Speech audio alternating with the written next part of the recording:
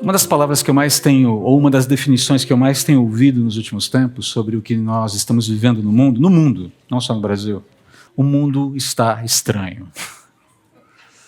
E com isso as pessoas usam a palavra num eufemismo para dizer, olha, as coisas não estão normais, as coisas não estão em ordem, existem distorções, e eu não quero entrar aqui no mérito de questões mais particulares, eu estou falando do mundo de uma forma geral.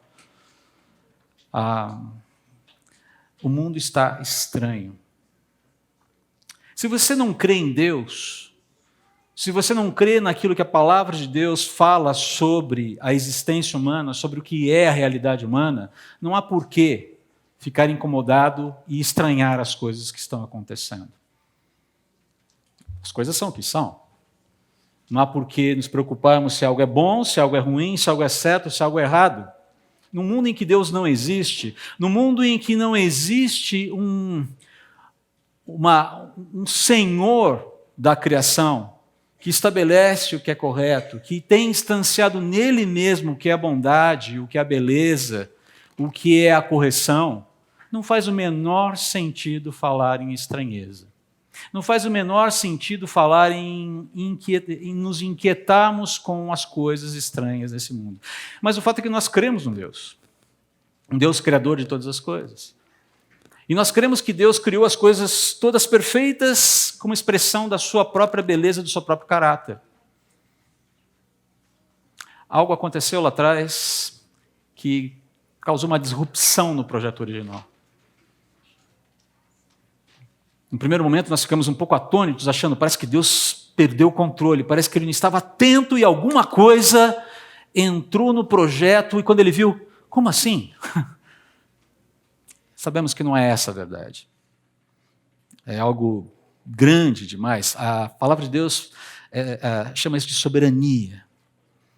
Deus soberanamente escreve a história, até mesmo esses capítulos mais estranhos estão contemplados pela sua palavra. Mas o fato é que ele promete desde o princípio que as coisas não ficariam constantemente, definitivamente estranhas. A estranheza pode ser caracterizada por uma única característica: pecado humano. É isso que causa a estranheza do mundo, o pecado do coração do homem. Todos nós somos pecadores.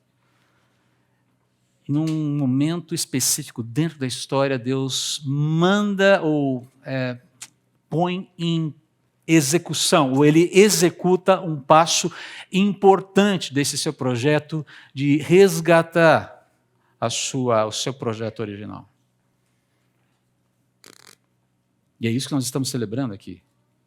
Esse ato bondoso, amoroso, glorioso de Deus em consertar o que estava fraturado, corrigir o que estava rompido, reunir o que estava separado. Eu quero convidar você a lermos um texto que é muito conhecido, nós cantamos, inclusive, não vou ler todo o texto de Lucas, capítulo 1 e 2, mas eu quero investir um tempinho com vocês aqui, mais especificamente, no capítulo 2 de Lucas, versículos 1, não faremos a projeção hoje, eu vou projetar para você uma outra coisinha daqui a pouquinho, tá? E nós vamos até o versículo 20, capítulo 2, versículos 1 a 20 de Lucas, que está dentro desse contexto que nós acabamos de cantar, glória a Deus às alturas, os pastores recebendo essa informação em primeira mão ali, de um coro celestial. É curioso pensar naquela turma ali, naquela pequena turma de pastores em Belém, fazendo o seu trabalho noturno, e de repente você tem um cenário absolutamente sobrenatural, mas sobrenatural num nível que a gente não consegue nem entender. Só quem observou aquilo é que pode falar, e falar de uma forma que não consegue reproduzir a beleza daquilo que havia acontecido. Presta atenção aqui no que vai acontecer. Eu quero chamar a atenção para um versículo somente nesse texto, mas eu preciso contextualizá-lo. Vamos lembrar que no capítulo 1 você tem ali Lucas se apresentando a Teófilo, que provavelmente é alguém que patrocinou todo o trabalho investigativo de Lucas, para reunir informações no Evangelho, depois para trabalhar com Atos. Está todo um tratado histórico investigado, comprovado sobre o que havia acontecido desde o nascimento de Jesus, os motivos pelos quais Jesus havia nascido, até a sua morte e depois a continuidade, a igreja do Senhor Jesus nascendo ali em Atos, os Atos do Espírito Santo. Mas na sequência você tem aquelas informações de Maria, de Zacarias sendo visitado por Gabriel, o anjo Gabriel, dando uma informação muito importante, falou: você, Zacarias, e sua esposa Isabel, serão pais de um homem do Senhor que terá o poder do profeta Elias. Remetendo àquilo que tinha sido o ministério profético de Elias lá no Antigo Testamento. Tem um detalhe, Zacarias e Isabel já eram bem idosinhos. Lembrava um outro casal lá do Antigo Testamento, Abraão e Sara. Até porque Isabel também era estéril. Não havia chance de Isabel engravidar. Mas Deus fala: vocês terão um filho. Ele será um profeta do Altíssimo. Ele vai aplanar os caminhos. Ele vai abrir o caminho para aquele que vem depois dele. Na sequência, Gabriel, emissário, Gabriel teve uma semana cheia. Ele teve, aliás, um período cheio, não uma semana, um período cheio. Meses cheios ali de trabalho. Ele visita Maria. E dá uma informação muito importante. Primeiro, ele a saúda. Salve, agraciada do Senhor, favorecida do Senhor. E dá a notícia para ela: você será a mãe daquele que é prometido, do Messias. Tem alguma coisa, um interlúdio muito interessante em que Maria visita Isabel, e quando ela chega já grávida pelo Espírito Santo, Isabel também grávida pelo poder de Deus, apesar de ser uma gravidez natural, foi uma gravidez miraculosa. Tanto João Batista quanto Jesus se encontram, duas gravidezes improváveis, uma mais do que a outra, com certeza. E naquele momento, na saudação de duas mulheres, você tem a saudação de duas crianças. Sensacional. Quando Isabel ouve a voz de Maria, ela é tomada pelo poder do Espírito, e a criança no seu ventre estremece de alegria. É interessante. Mães, eu não sei como é que funciona isso. Como é que você sabe, mães que já geraram, né, filhos, né, você que já gestou um filho, como é que você sabe que o seu filho no ventre está feliz? Mas Isabel sabia, soube. E há uma conversa muito interessante ali. Isabel canta um hino, chama Maria de mãe do meu Senhor. Que discernimento é esse, senão pelo poder do Espírito?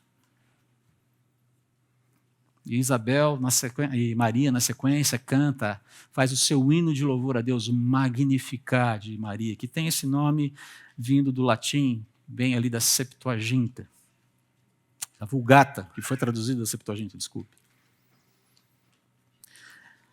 Só Lucas retrata esse momento.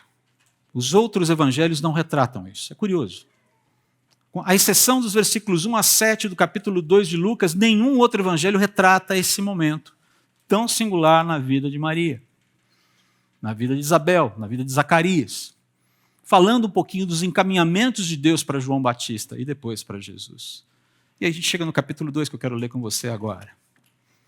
Naquela época, César Augusto publicou um decreto convocando para um recenseamento todos os moradores das terras dominadas por seu império. César Augusto foi o primeiro imperador, de fato, em Roma.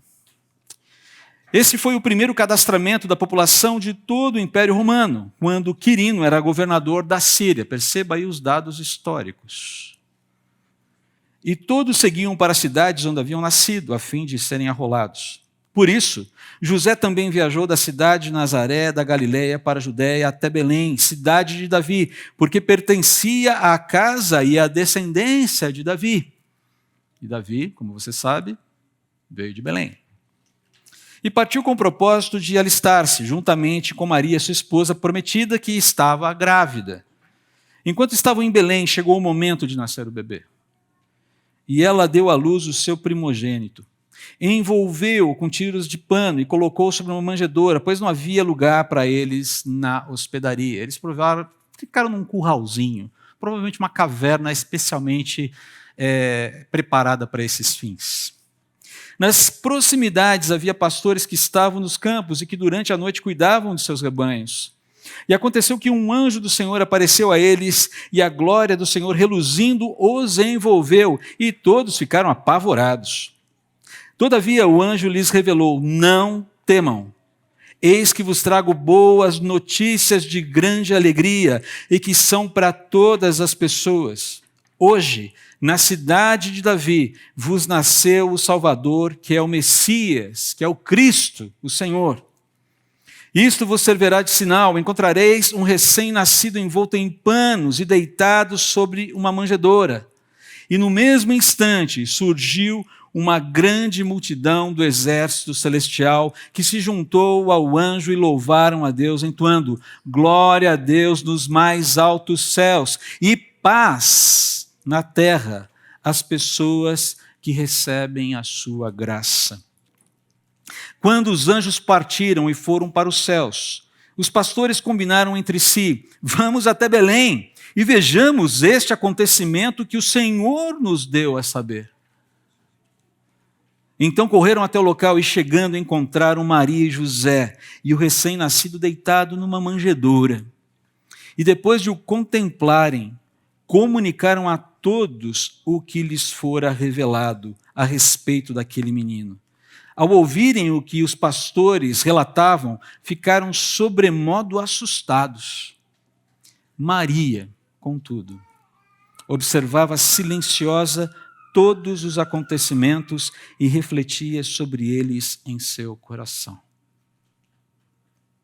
Maria, contudo, observava silenciosa todos os acontecimentos e refletia sobre eles em seu coração.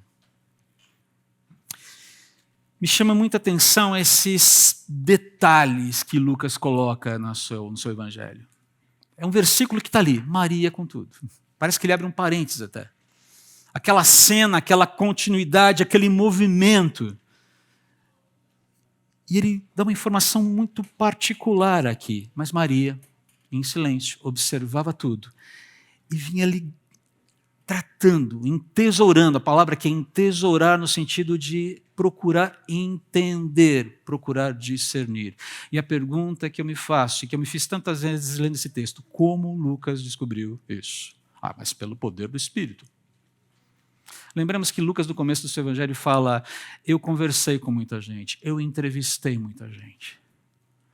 A gente não tem essa informação na Bíblia, mas é possível considerar que a testemunha mais importante desse relato de Lucas 1 e 2 talvez tenha sido a própria Maria, mãe de Jesus.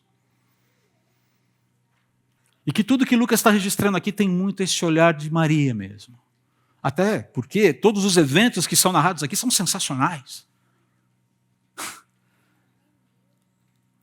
A anunciação, inclusive da prima, da parenta, Isabel, as interações, os cânticos, a alegria, o júbilo, e todos esses acontecimentos que nesse momento, pelo que é colocado aqui, intrigam Maria. Me chama a atenção nesse momento que Maria, se você faz essa contraposição entre o canto de Maria, o Magnificat de Maria no capítulo 1, esse versículo no capítulo 2, versículo 19 do capítulo 2, e mais um pouquinho à frente, aquela interação com Simeão ali no templo, quando aquele homem piedoso que aguardava a redenção de Israel, um instrumento de Deus para redimir uma nação, para redimir o pecador, para resgatar, para restaurar, para trazer as pessoas de volta para Deus, perdoando seus pecados. Você considera uma pessoa que está construindo uma compreensão de quem Jesus é. A informação que ela recebe de Simeão não é uma informação muito simples. Se você olhar aqui no versículo 34 do mesmo capítulo 2, fala assim: então Simeão os abençoou e revelou a Maria, mãe de Jesus: eis que este menino, Jesus, está destinado a ser o responsável pela queda e pelo soerguimento de multidões em Israel, e a ser um sinal de contradição, de maneira que a intimidade dos pensamentos de muitos corações será revelada. Quanto a ti, todavia, uma espada traspassará a tua alma. A informação que Simeão tem é uma profecia ali, ele fala, esse menino é instrumento de Deus para fazer a vontade de Deus, para trazer o resgate de Deus de uma forma que a humanidade não conseguiu entender, e vai demorar para entender. Vamos lembrar que os próprios discípulos de Jesus demoraram para entender quem era Jesus e o que significava a sua obra, o seu ministério, e que o seu ministério passaria pela cruz, passaria por morte, passaria por entrega, por rendição, por uma aparência de fragilidade, por uma aparência de derrota. Isso deixou os primeiros discípulos perplexos e muitas vezes, essa foi a grande dificuldade de muita gente no início do cristianismo entender como você pode se render, como você pode servir a um Deus que morre, mas que não fica morto, diga-se de passagem. Maria está construindo a sua percepção aqui. A ideia de que ela teria uma espada atingindo o seu próprio coração. Alguns dizem, Maria é alertada lá atrás, logo no começo, de que o sofrimento que ela teria com Jesus seria muito grande, especialmente o sofrimento na cruz. Mas é mais coerente pensar que Maria teria dificuldades para entender as implicações do chamado de Jesus. Vamos lembrar que João mesmo fala, se não me engano, no capítulo 7, de que os próprios irmãos naturais de Jesus, os irmãos filhos de José e Maria, não criam nele.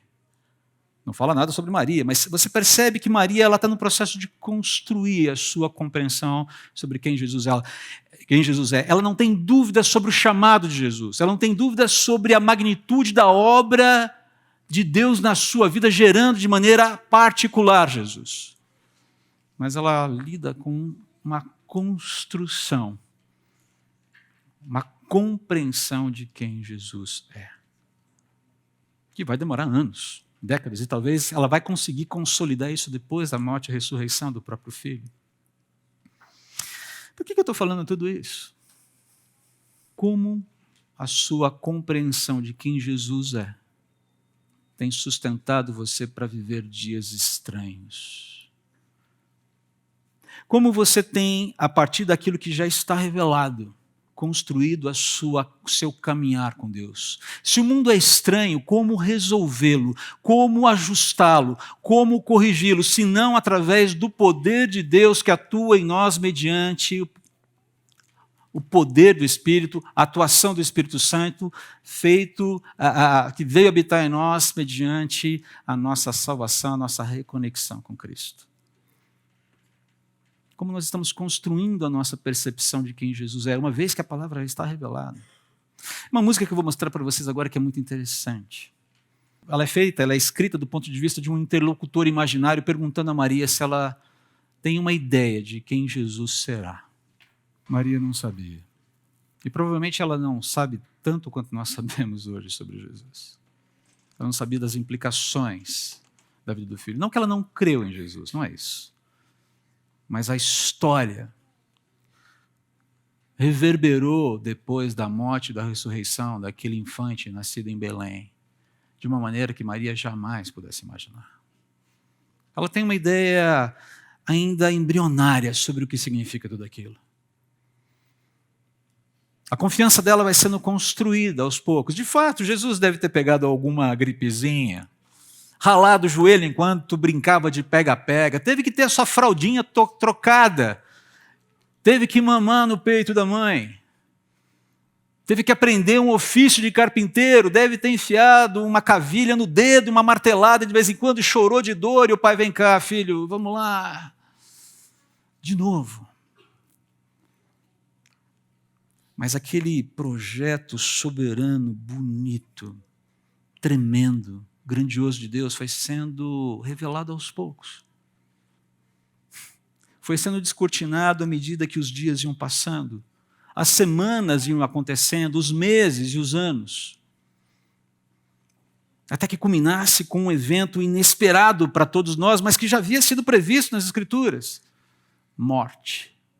Morte no lugar do pecador, para que a estranheza do mundo pudesse ter conserto, para que o coração pudesse ter esperança, para que a vida pudesse acontecer no prumo certo. Tenta imaginar essa mãe vivendo dois momentos distintos na sua vida. Uma semana antes, mantos e palmas espalhando o povo alegre de Jerusalém. Lá bem ao longe se começa a ver o povo de Deus que... Hosana a Deus nas alturas, livre-nos, salve-nos. Boas-vindas àquele que vem em nome do Senhor. E uma semana depois, mate-o, crucifica-o. Você já tentou pensar em como um coração de mãe lida com esse tipo de inquietação? João, capítulo 19, versículo 25, diz que ela estava ali ao lado da cruz, junto com Maria, esposa de Cleopas, e Maria Madalena. João também estava por ali. Que momento estranho para Maria pode ter sido a crucificação, não é verdade? Qual o significado disso tudo? O significado disso tudo, Maria, hoje não sabemos. É que a estranheza do mundo estava sendo corrigida definitivamente.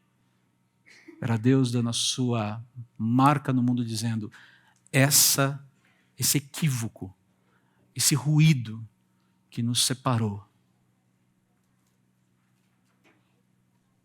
tem hora para acabar. E mais, o abismo que existia entre nós está agora consertado. Há um caminho de volta para o Pai.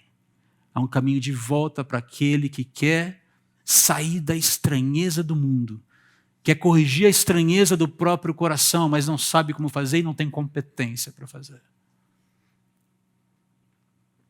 Nós ainda lidaremos com a inquietação de muitos capítulos de estranheza nessa vida. Nós não sabemos quanto tempo temos pela frente. Mas seria importante lembrarmos que nós sabemos talvez muito mais do que Maria sabia. E esse saber não é um saber, como foi falado aqui, uma história, algo distante, algo mítico. Não, a gente fala de uma realidade que muda tudo. Nós cremos e somos salvos. Aqueles que creem são salvos pelo sangue de Jesus, que entregaram a sua vida para Deus, que creem em Jesus como seu Senhor e Salvador pessoal. Elas têm a garantia de que a estranheza do mundo não as consumirá. Que a estranheza do mundo não as abafará, que nem a estranheza do mundo, a pior estranheza do mundo, as separará do poder e do amor de Deus.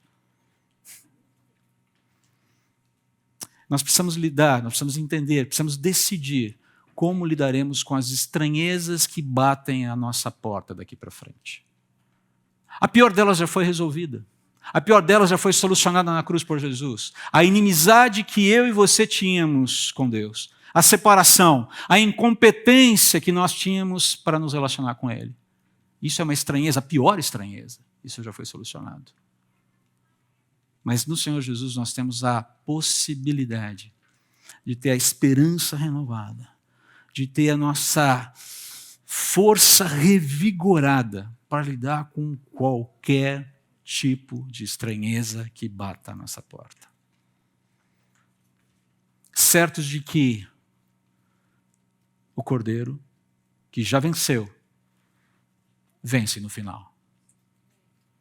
E como dizia um amigo meu, Jesus não volta como um cordeiro, é um cordeiro que volta como um leão. Eu acho fantástico essas duas figuras de Jesus. O Cordeiro de Deus que tira o pecado do mundo e o leão da tribo de Judá que venceu e com a sua autoridade julgará todas as coisas. Há muitas coisas sobre os próximos capítulos da vida que eu e você não sabemos. Como as coisas se desenrolarão? Não sabemos. Mas o fato é que aquela criança que nasceu lá em Belém, há mais de 2000 anos, que foi testemunhada, que foi abraçada, que foi acolhida, que foi beijada, que foi cuidada por uma mãe amorosa e um pai terreno, adotivo, amoroso. Essa criança muda toda a história. Mas vamos lembrar de que essas pessoas que estavam ali ao lado também demoraram para construir uma compreensão. A notícia mais importante foi dada. E agora nós precisamos deixar que ela se acomode no nosso coração, na nossa alma, e nos encaminhe para a vida, dia após dia. Quais são as estranhezas que têm preocupado o seu coração hoje? Aquilo que você se inquieta. Como Jesus pretende lidar com isso? Nós ainda não sabemos, mas nós já conhecemos o capítulo final da história. Maria não sabia. Nós sabemos. Nós sabemos. Que isso seja razão suficiente para que a sua esperança seja renovada. Lembre-se que você não serve, que você não celebra o aniversário, o nascimento de um Deus fictício, de um Deus mítico, de um Deus irreal, de uma figura bonita lá. Até porque aquela figura que a gente costuma ver Jesus, com aqueles cabelos todos babyliss, né? Jesus babyliss, com olhos azuis faiscantes. Eu não sei de onde tiraram aquilo é absolutamente ridículo. Se você pega um judeu médio, Jesus era completamente o oposto daquilo ali. Mas havia uma beleza nele que não era necessariamente física. Uma beleza que está no coração.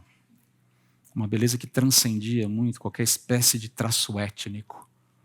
Uma beleza que fez as pazes entre o Deus, Senhor de todas as coisas, eu e você.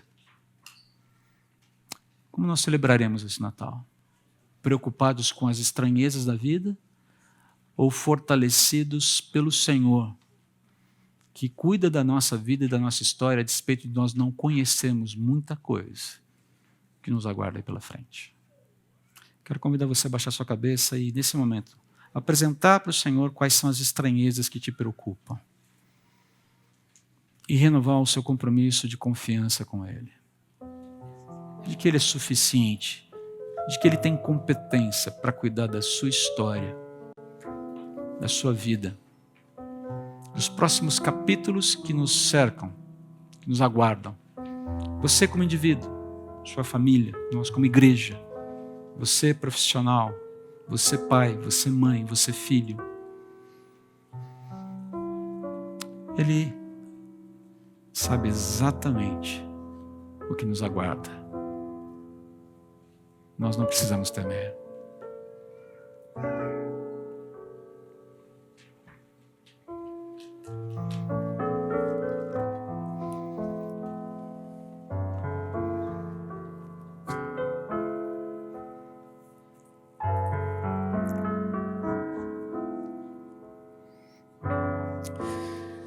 Senhor, eu reconheço aqui que muitas vezes eu sou levado, meu coração é capturado pelas estranhezas da vida.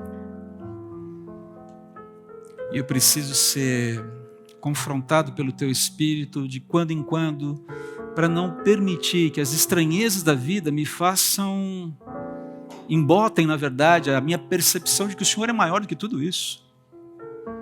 De que eu não sirvo um Deus morto, um Deus fictício, eu sirvo um Deus vivo. Eu sou filho de um Deus vivo, não pelos meus méritos, mas pelos Teus méritos na cruz. Senhor, num ano tão estranho como esse, um final de ano tão cansativo como esse tem sido, e não falo só aqui no Brasil, acompanhamos situações tão complicadas, guerras, desarticulações sociais, polaridades de todo tipo em todo o mundo. Numa época de tanta estranheza, que o nosso coração seja fortalecido dia após dia com as evidências da Tua fidelidade. aquelas já reveladas na tua palavra, aquelas já sacramentadas na nossa vida com o selo do teu Espírito Santo. Mas também, ó Pai, que a cada desafio, que a cada movimento novo da vida, nós não nos percebamos derrotados. Perplexos talvez, mas nunca derrotados. Porque o Senhor venceu. E o Senhor promete presença com todos os seus filhos através do teu Espírito. O Senhor está aqui nesse momento. Para quem cantamos tudo isso? A quem dizemos, a quem falamos, a quem mencionamos todas as nossas palavras de louvor? Para quem? Se o Senhor não está aqui, se nós não cremos na tua veracidade, na certeza da tua existência, o que acabamos de fazer aqui é uma tremenda loucura. Mas não, o Senhor existe. Esse é o momento mais precioso que podemos ter como comunidade de fé. Cantando louvores ao Senhor, relembrando o teu nascimento, considerando tanta coisa bonita que aconteceu naquele momento, mas também os encaminhamentos da vida que nos causam, não estranheza, mas curiosidade. Como esse texto que fala de Maria observando todos esses acontecimentos, talvez perplexa, tentando entender, tentando construir na sua mente o sentido de tudo aquilo. Eu peço ao Senhor que nos ajude a construir o sentido de tudo que nós estamos vivendo, mas sempre na dependência do Senhor, debaixo dos teus ordenamentos, considerando, ó Pai, a tua palavra revelada como norte, como guia, lâmpada para os nossos pés, a tua palavra e luz para os nossos caminhos, sem ela nós nos perdemos. Nos ajude nisso, eu te suplico. E eu quero pedir ao Senhor que bata, especialmente nesse momento, que o Senhor bata na porta do coração daqueles que ainda não se entregaram a Ti, que ainda não creem no Senhor, que estão olhando, estão tentando entender o que é o cristianismo, o que é esse Jesus, quem é Ele, quem é Ele.